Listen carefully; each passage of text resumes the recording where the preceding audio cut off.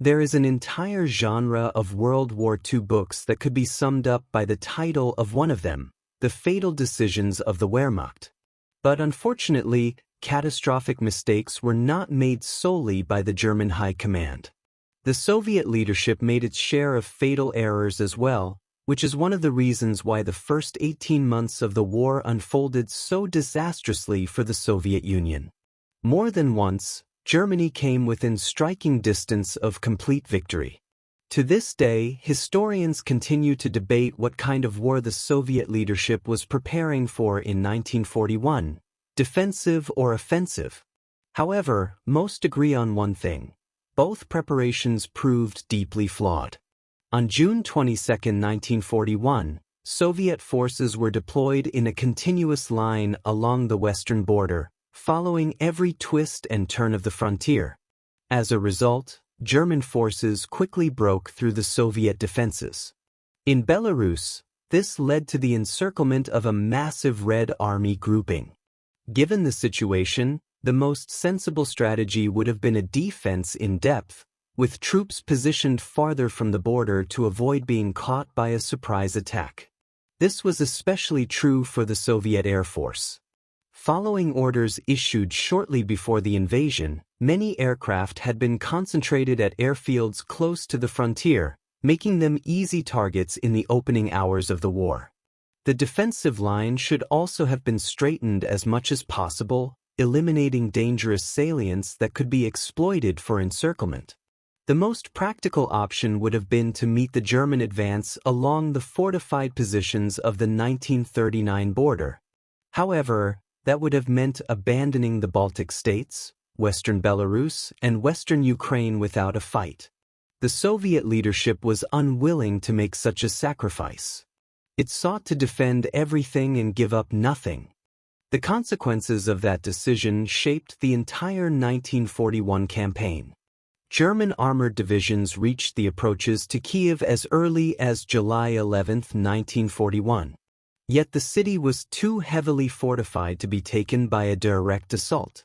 Capturing it would require powerful infantry formations backed by massive artillery and air support. Instead of attacking Kyiv head-on, the Germans focused on other operational objectives. By the end of August 1941, German forces south of Kyiv had reached the Dnieper River, while those to the north advanced to the Desna River.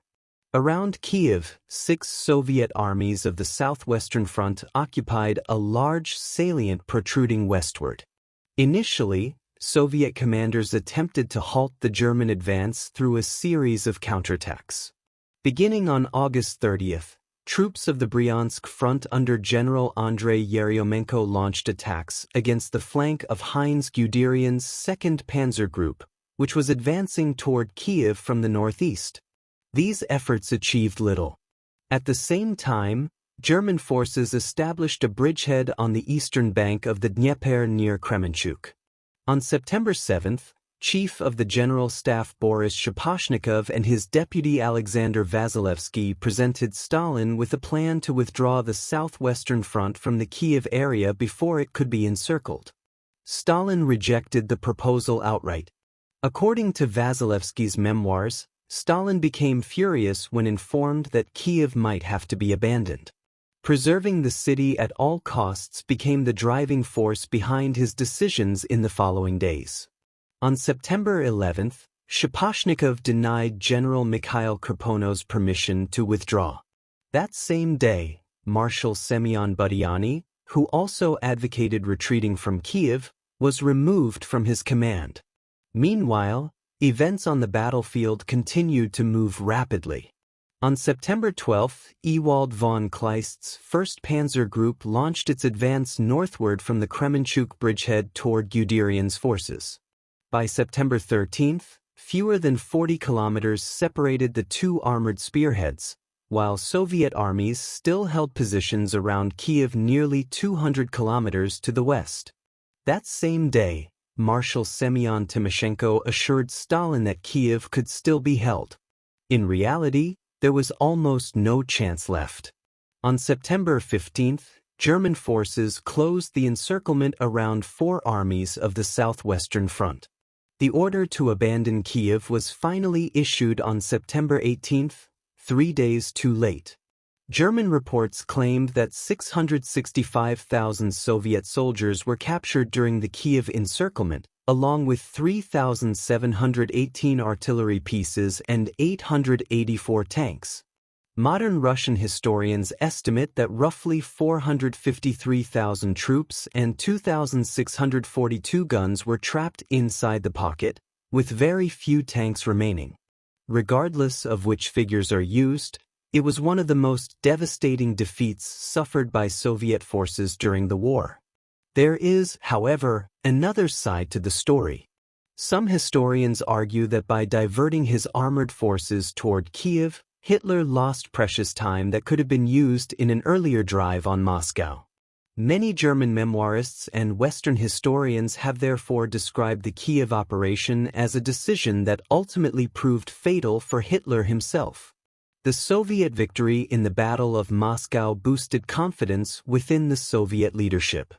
In his order of the day on February 23, 1942, Stalin expressed confidence that the day was not far off when red banners would once again fly victoriously across all Soviet territory. On May 1, Stalin declared that 1942 must become the year of the final defeat of Nazi Germany and the liberation of Soviet soil. As a result, Soviet plans for the summer campaign of 1942 were largely offensive in nature. Confidence was reinforced by the buildup of major Soviet forces around the Izium salient. On May 17, German forces struck at the base of the salient. The Soviet front collapsed. Despite the breakthrough, Soviet forces continued their offensive toward Kharkiv until May 19 before finally being redirected to confront the German attack. By then it was already too late. On May 23, the Germans completed the encirclement of 3 Soviet armies from the southern and southwestern fronts. Approximately 171,000 Red Army soldiers were killed or captured. Only about 27,000 managed to escape. The disaster at Kharkiv handed the strategic initiative back to Germany and largely determined the course of the entire 1942 summer campaign.